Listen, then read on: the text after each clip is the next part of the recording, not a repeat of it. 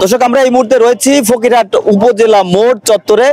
সেখান থেকে আপনারা দেখছেন যে এখানে কিছু স্বেচ্ছাসেবী যারা কিছুদিন আগে আপনারা অবগত আছেন, উপজেলা মোড়ের একজন পাগলি পায়ের অসুস্থতা জনিত কারণে সে দীর্ঘদিন ধরে ভুগছিল।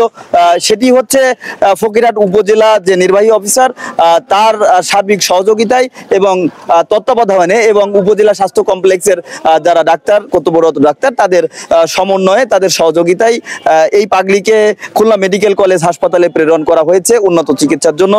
সেখান থেকে আমরা যতটুকু জেনেছি যে পাগলির সেই যে পাটি যেটা ইনফেকশন ছিল সেটি কেটে ফেলতে হবে।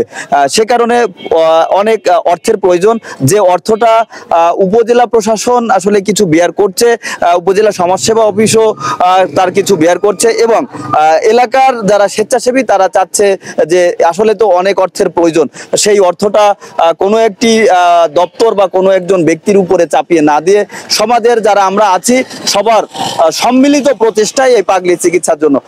এজন্যই তারা আসলে আমরা দেখছি যে এখানে আমার ছোট ভাই বোন ভাগ্নে ভাগ্নি তারা আসলে দাঁড়িয়েছে এবং বিভিন্ন বক্স এবং সেই পাগলির যে ছবি সম্পলিত যে প্ল্যাকার্ড সেটি নিয়েই তারা এখানে দাঁড়িয়েছে। তারা কিছুক্ষণের মধ্যে আজকে ফকিরহাট বাজার তারা কালেকশন করবে। আমি কথা বলছি তেমনই একজন স্বেচ্ছাসেবীর সাথে, তারা আসলে কি করতে চাচ্ছে।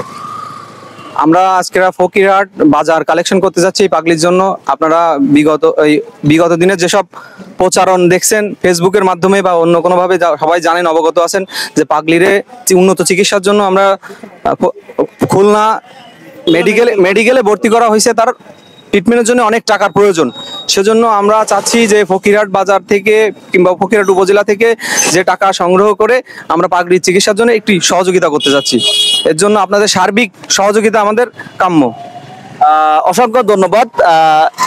কিছুক্ষণ পরেই এই যে স্বেচ্ছাসেবী এই টিমটাই আপনারা এখানে যাদের মুখগুলো দেখছেন, এই মুখগুলোই কিছুক্ষণ পরে, আজকে যেহেতু ফকিরহাটের হাটের দিন, এই মুখগুলোই আপনাদের দোকানে, প্রতিটা দোকানেই আপনাদের কাছে যাবে, আপনাদের দোরগোড়ায় যাবে। আপনারা যার যতটুকু সাধ্য আপনারা চেষ্টা করবেন এই পাগলির চিকিৎসার জন্য নিজেকে কিছু কন্ট্রিবিউট করার।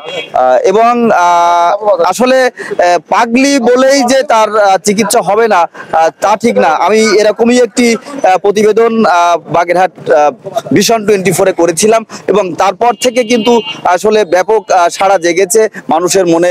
অনেকেই জানতো না যে আসলে উপজেলা মোড়ের এই পাগলি দীর্ঘদিন ধরে অসুস্থ।